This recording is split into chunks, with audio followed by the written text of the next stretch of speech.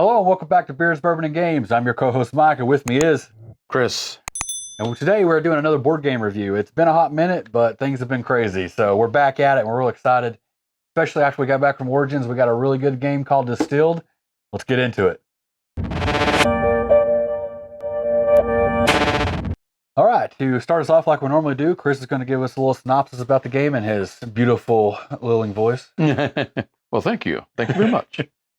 Okay, this is Distilled, a spirited strategy game. You have inherited an abandoned distillery from a distant relative and are now tasked with bringing your family's business back to its former glory. Over the course of 7 rounds, you will acquire ingredients, items, recipes, and upgrades to create the world's most renowned spirits. Whoever has the most spirit points at the end of the game earns the title of Master Distiller.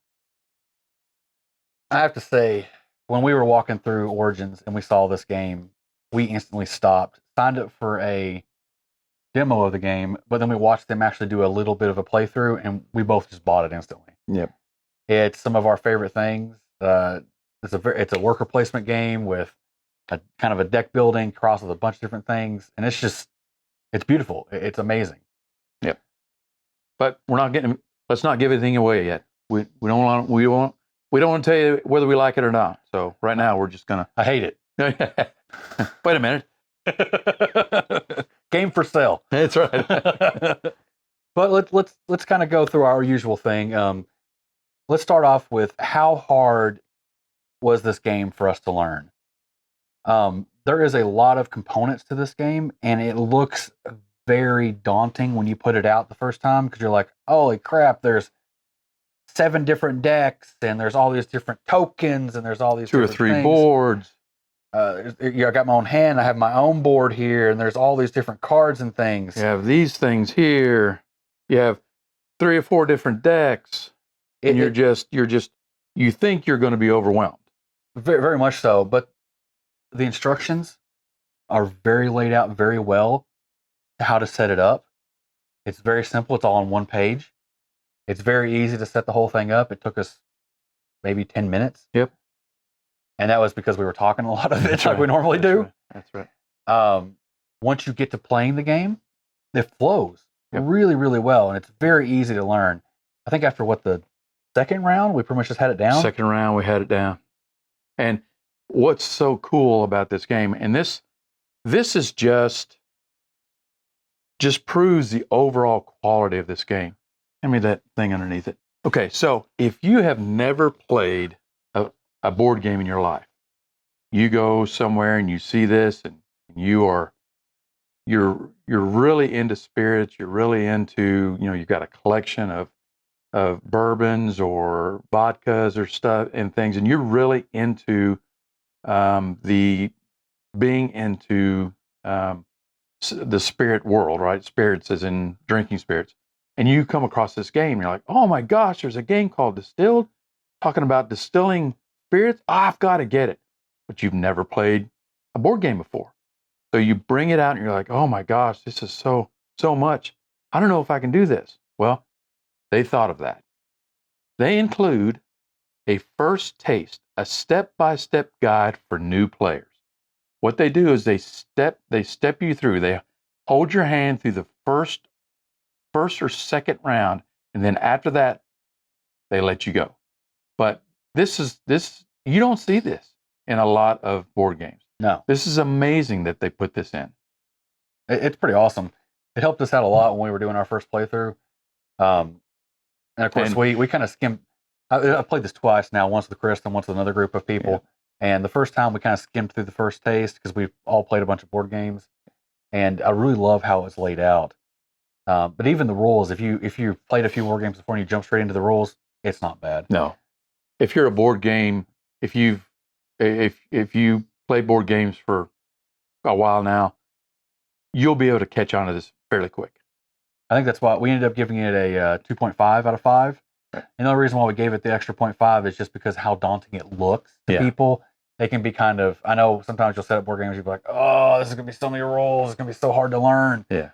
And that kind of can trigger you not to try to learn it as easily. But He really isn't. It's a very easy, fun game.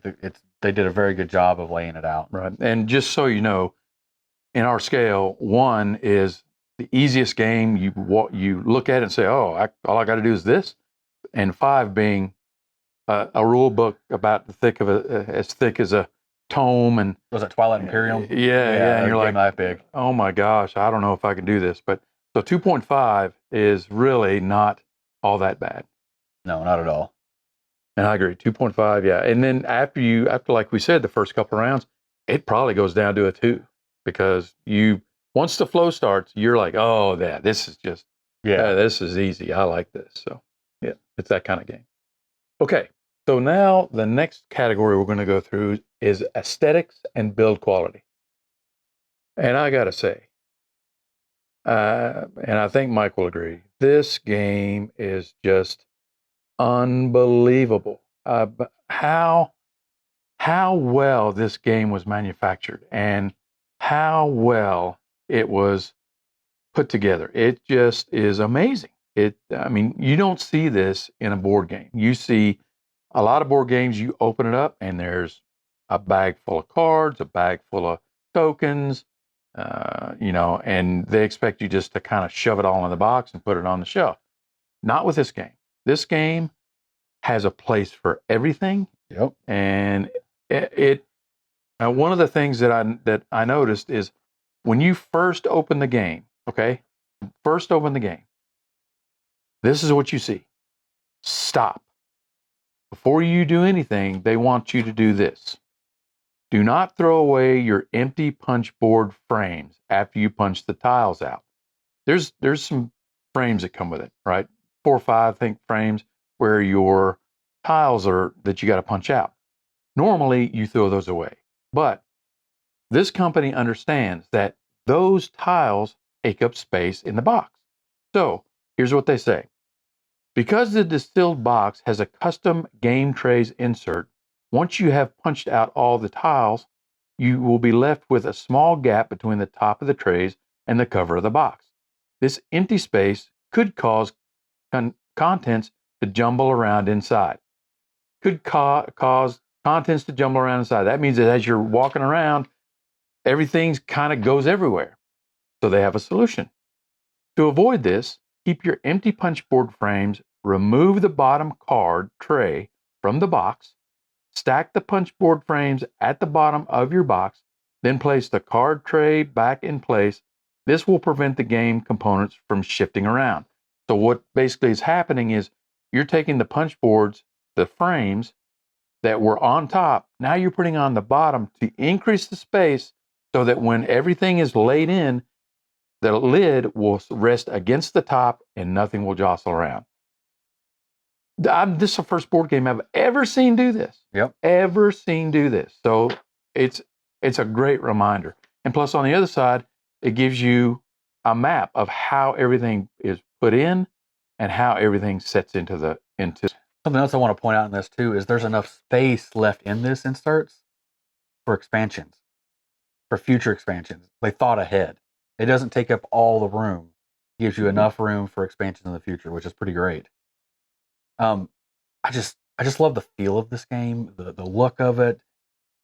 Even on the track where you're scoring, all the glasses are different, so you kind of get a good look at that. All the brandy things are different. All the cards have very good art on them. The card quality is nice and thick. Yep. The cardboard is very thick. Even down to like this, where you insert this is your list of your spirits you can make. Even inserting into these cards being different, just looks great. And like all these little things have perfect spots to slot in.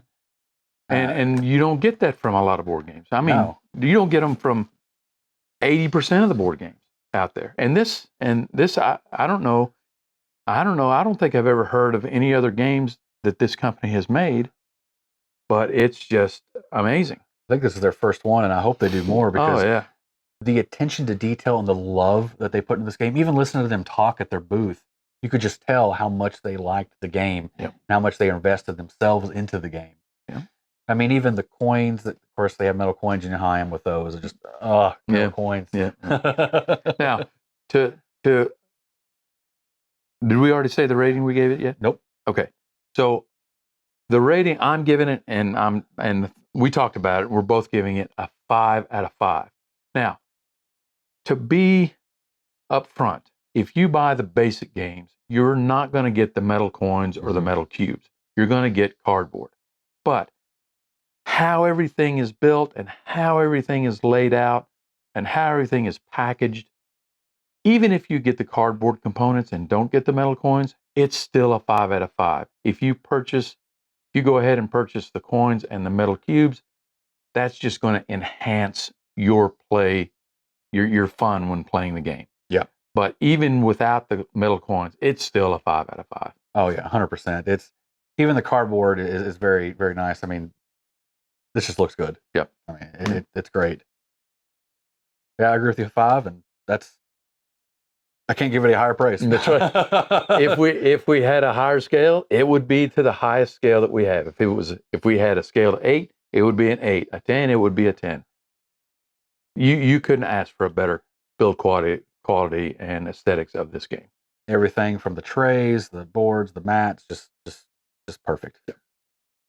All right, now we come to the big, basically brass tacks, game mechanics of the game. How well does it flow? How good is the gameplay? Things like that. I'm going to give you a quick overview of the game. I'm not going to go into too much detail. There are so many good Let's Plays out there that teach you how to play the game. This is mostly just a board game review, but in order to understand if it's any good, you have to have a basic understanding. So, how the game starts is everybody gets their own board and everybody gets their own tasting sheet. Each of these sheets can actually be different, but the game recommends you start with tasting sheet A, which is in the top. Then everyone is dealt out 2 brewer cards. You get to look at these cards, decide which one you want to use. This gives you your starting resources, your starting gold, and your signature recipe, and what signature ingredient that you'll have that you can purchase later. Yeah. Once you choose your person, you put it on your map, and then you gain your starting resources and your starting gold, and you put your signature recipe in your slot at the bottom. Then the game starts. The person who most recently went to a distillery gets the starting token, which is this beautiful giant metal token. The game is broken down into 7 rounds, and each of those rounds has 4 phases. The first phase is the market phase. The market phase, going clockwise, each person can do one of the following. You can purchase a card from the market. That can be the basic market. That can be the premium items market, the premium ingredients market, or distillery upgrades, which are things like gain extra stuff at the start of your turn, get discounts, things like that. That's what the upgrades do. Or you can purchase a cube, which gives you, depending on which cube you purchase, a bronze, silver, or gold, will unlock another recipe on your sheet for you to be able to brew when you get to the brewing stage. Everybody goes around, purchases 1 card until they cannot purchase or they want to stop. Once they stop, that phase ends. Another important thing to remember too is that you're only allowed to get 2 items from the basic markets pool. So you can't just keep grabbing water, yeast, and free sugars as much as you want until they run out. You're only allowed to get 2 per round. After that, you go into the distillery phase. Distillery phase requires you to take items that you put into your pantry, and you're going to put them into what's called the wash bag. That is where you're going to actually make your brew. You have to have at least 1 water, at least 1 sugar, and at least 1 yeast. You can add as many of either as you want into that. Just increase your chances of being able to brew what you want to later. For every sugar that you add to the wash back, you get 1 alcohol. Alcohol gives you more money. It's going to make the brew worth more money, and later on it can be used as either a water or a yeast in the future. After you put those cards in there, you take them, make a little deck, shuffle them up real good, and you pull the top and bottom card out without looking, set them to the side, fan your cards out. Those cards you have, that is what you just brewed. Then you get to look at your sheet, figure out from your cards you have what brew you're actually able to make, and then you decide to make that. Now, at that point you have to actually brew your thing into something. So for like vodka and moonshine requires a steel barrel.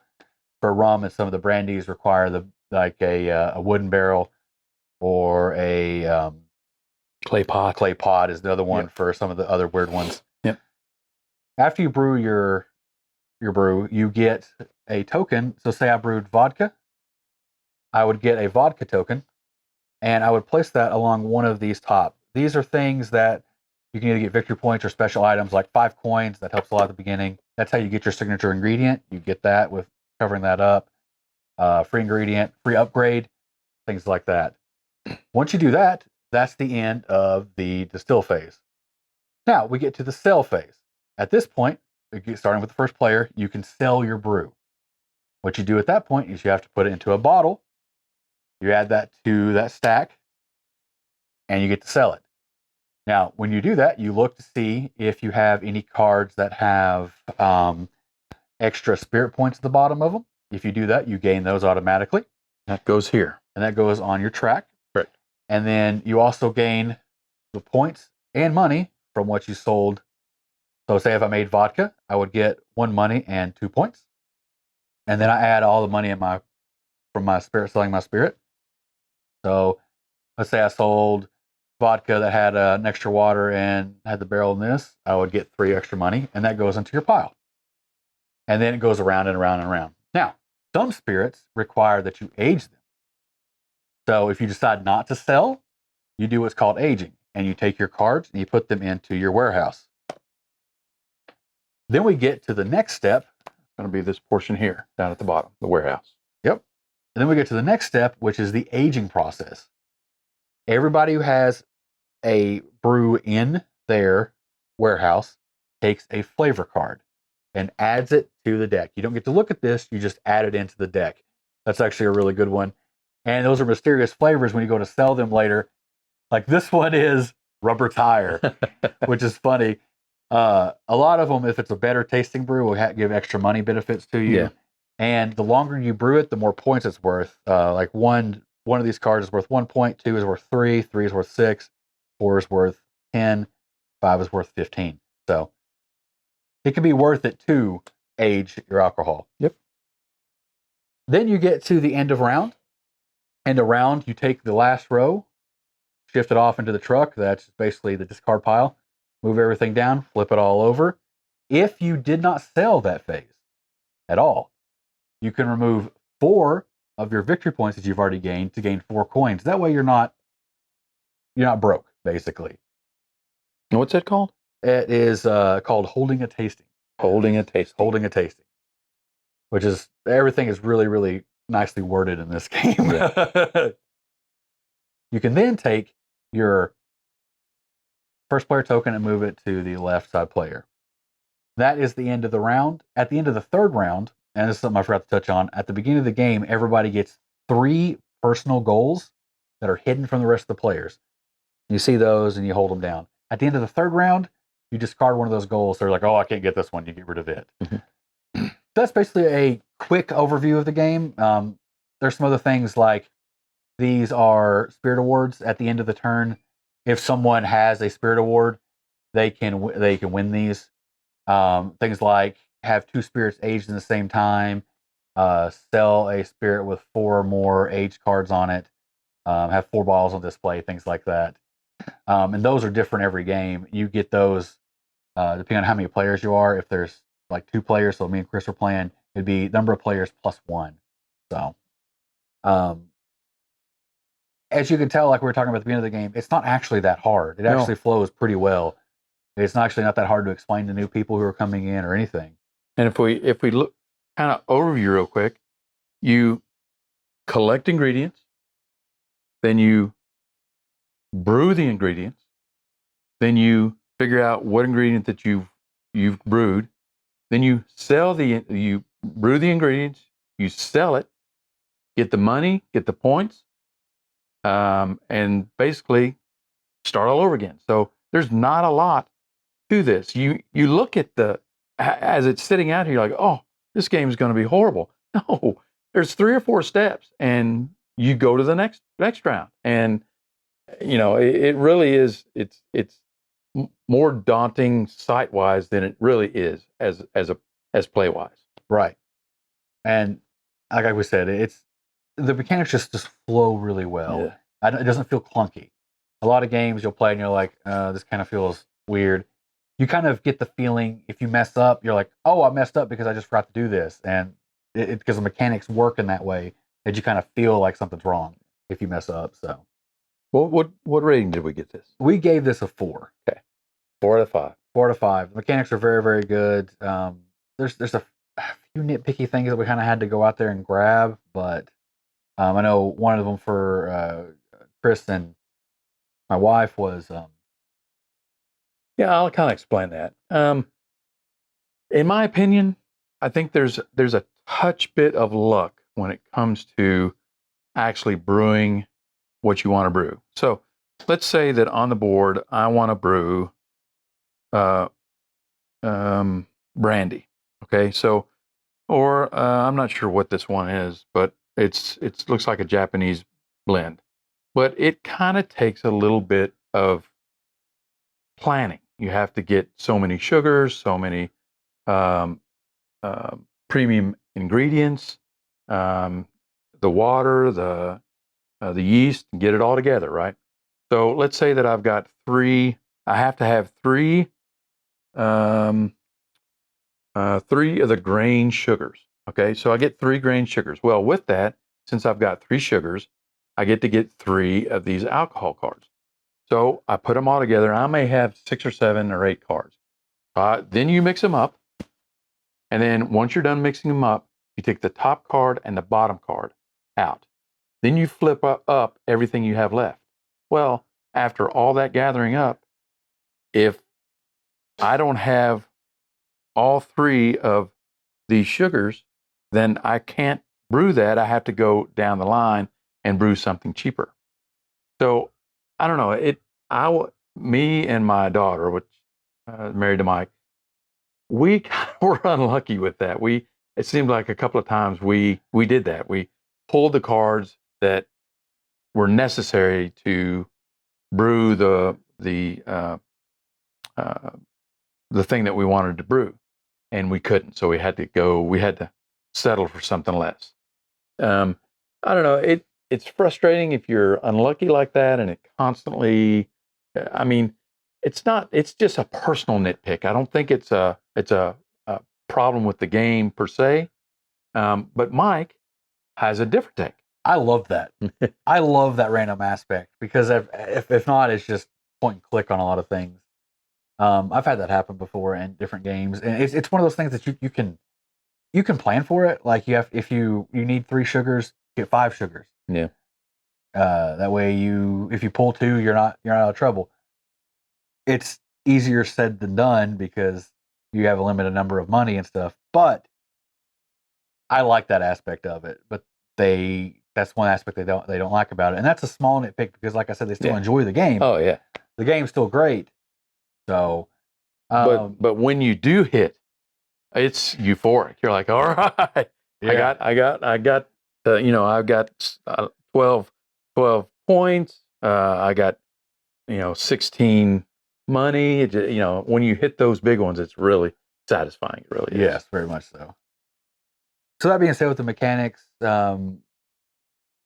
this game takes about 30 minutes per player to run, and I'd say that's about reasonable, wouldn't you? Absolutely perfect.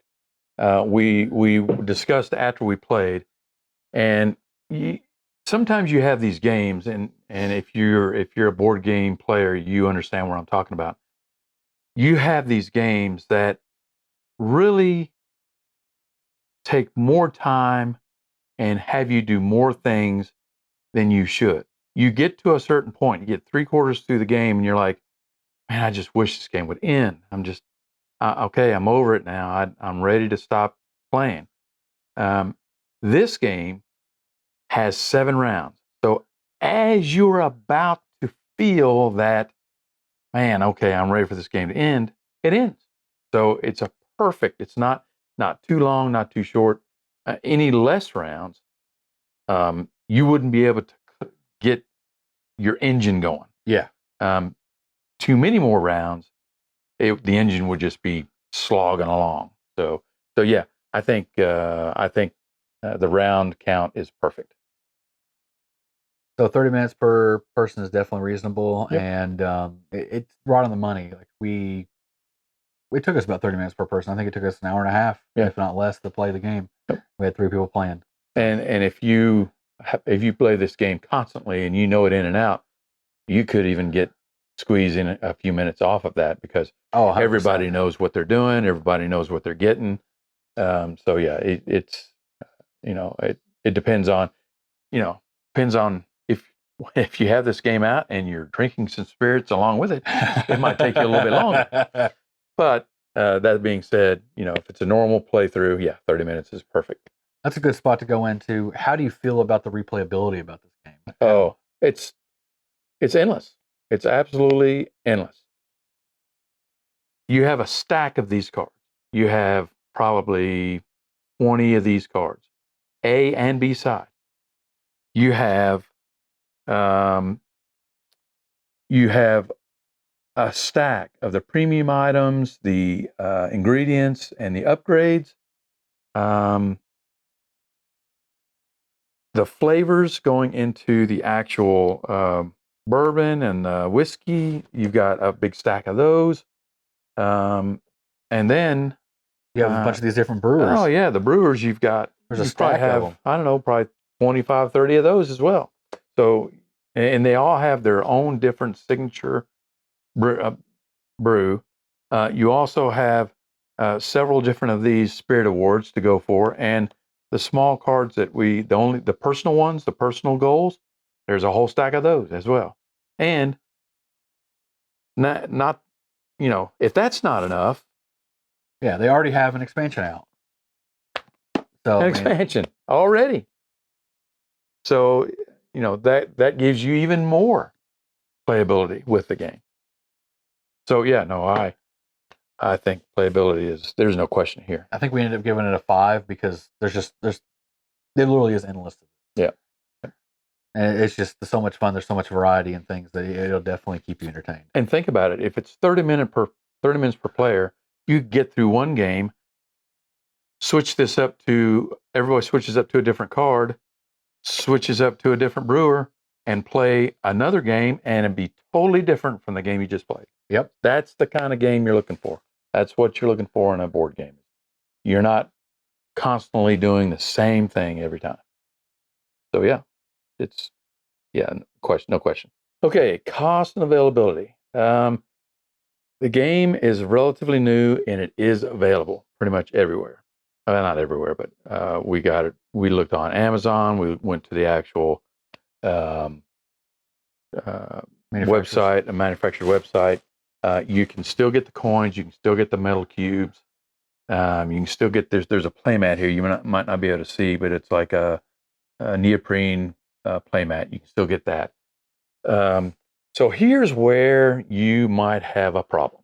Here's where you might say, "Oh, wait a minute. I didn't realize it's going to be this bad." And it's not really that bad. You can get this game, the base game, I think between $75 and $89.99, I think, is retail. Is it from Amazon though? Amazon is like $75, I think. $75. So $75 to $90 is what it costs to get this game. But that being said, look at what you get. Look at the quality that you get. Look at the content you get. It really, in my opinion, is worth sinking that much money into a board game because let me tell you, you get this game and you will be playing it constantly because it really is fun.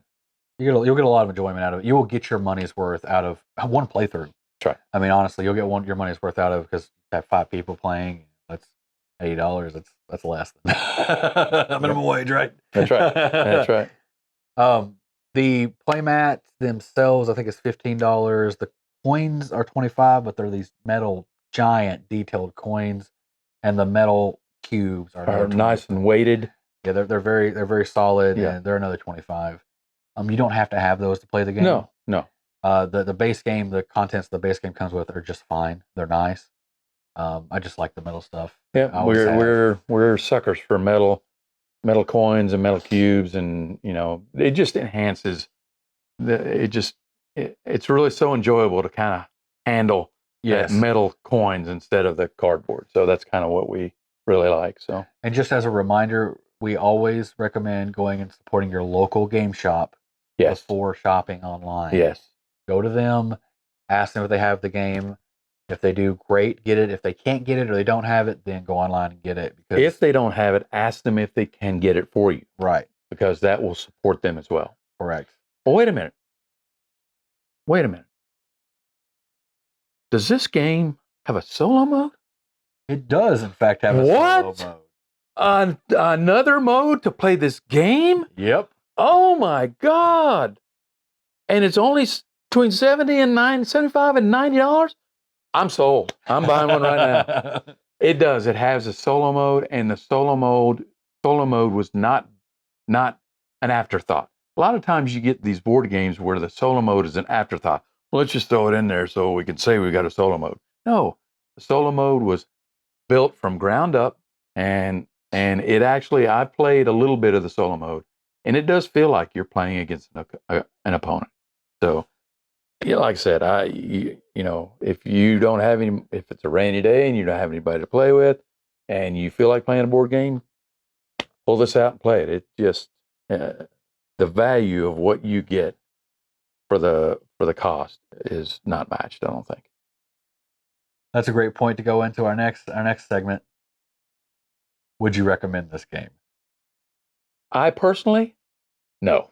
Yeah, this game just sucks. There's just too many components. They don't give you the coins. The solo mode is like unbelievably horrible. Nope, just kidding. Scratch everything I just said. I would absolutely recommend this game. Matter of fact, 50%. Oh yeah, I mean, the artwork is just unbelievable. I mean, you guys know how we are, especially after Meadow, where we're just blinded by the beauty of that game. That's right. They really went above and beyond with this game. Yeah. It feels like a labor of love. We got to meet the main creator. Yeah. He actually was signing my box for me. Very, very nice gentleman. Super nice. He talked to us about the game. He's like, yeah, I have a lot of inspiration. And he goes, I told him I was a bourbon drinker. He goes, don't worry, I got cards in there for you. So, and you can just tell that this is a person who let me tell you, I guarantee you that when he went to this company, he probably told him, he says, now look, if we make this game, it's not going to be a crap game, a piece of crap game. I want quality. I want the art to be good. I want this to be a game where people, when they get it, are glad they purchased it. And I guarantee you, if they just said, well, we can't do that, he would have said, okay, I'll see you later. I'll find somebody else to produce it. Because you can just tell. It's amazing. It really is amazing. Perfect chef's kiss. Yep. So yes, recommended. Me too. Highly recommended. Do you have anything else to add? No. Like I said, again, let's just say that this does have an expansion to it. So it's called Africa and Middle East. I haven't played with that. I don't think we played. We just played the base game. Base game. You can get that, and I'm almost positive as popular as this game is, they will probably do another one. I'd like to kind of see a European one, where they have like spirits from like Dublin or England or Germany, things like that. I think that would be a good expansion for this as well. So, but no, I mean, what else can we say? If you're not convinced by what we've been telling you to go get this game, then man, you really need somebody to. I don't know what will convince you, because it is worth every penny for this game. It really is. But that's about it for this review. As always, I'm your co-host Mike, and with me was Chris. And until next time, keep on gaming.